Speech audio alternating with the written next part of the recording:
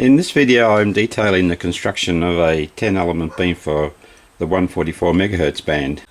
The 4 element quad I built works reasonably well, but I'd like to try something with a bit more gain. So I'm using the design from an old Radio, Television and Hobbies magazine, July 1964. I'd used this design many years ago and seemed to work quite well. Here's a view of the layout of that particular 10 element beam. It's a cut down TV antenna for channel 5A. This design uses a folded dipole, and with the dimensions of the elements, the impedance is 551 ohms, which is quite high. For me to achieve the same impedance using the calculator with my 10mm tube and 2.5mm wire, the spacing had to go from 19mm to 30mm. The 550 ohms is a rather high impedance. I suspected the high impedance is due to the placement of the parasitic elements. In order to get the impedance down, they suggested a 4:1 balun, which is this thing here. So that would bring the 550 ohms down to about 135. So to get down to 50 ohms requires the parasitic elements, or something has to be done to reduce that impedance. Jumping ahead, I did in fact build a folded dipole, but I couldn't get the impedance down to 50 ohms and nowhere near it. So I abandoned that idea and I built a gamma match. This is the design of the gamma match. This was designed for a 4 element beam.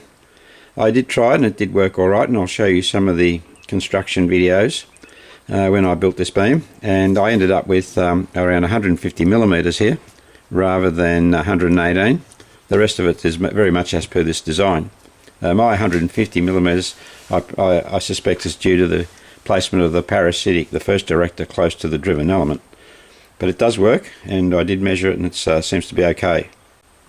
On the web there's also some design calculators for gamma matches, and they're quite useful too. They get you in the ballpark, and then once you've built the thing you can adjust the dimensions slightly to suit whatever number of elements or whatever size antenna you're building. So here's the completed beam on the floor of the workshop, sticking out. It's ready to go up on the tower. Just thought I'd give you a quick look. Down there you'll see the gamma match.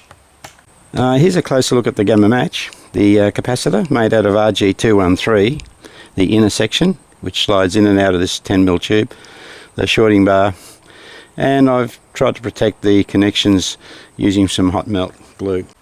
The hot melt glue comes from this particular Ryobi machine. The glue is very good quality. I found it's quite good. I've tried it on some outdoor stuff to see if it's resists the weather, and seems to be holding up at the moment.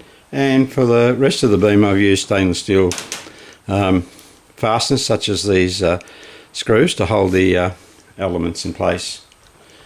Well, down she comes.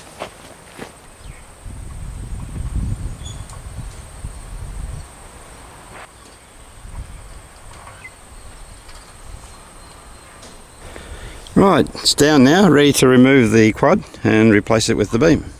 Well, the 10 element beam's now been mounted on the mast and it's ready to go up. Here's a close view of the gamma match down the bottom. So now it's time to wind her up and see how it works.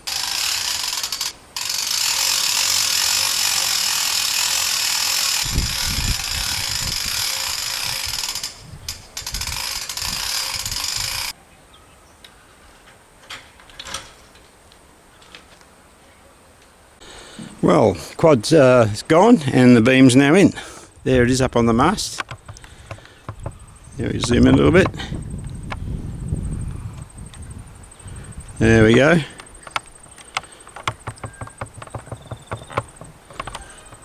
I would have to say the quad worked remarkably well, considering how simple it was. Fairly quick to make, didn't require any real matching device as such, and did give a low SWR. The gain was definitely there, and I did use it to work the VK7s last night, and there's quite a difference between that and the vertical. Anyway, we'll see how the beam goes now.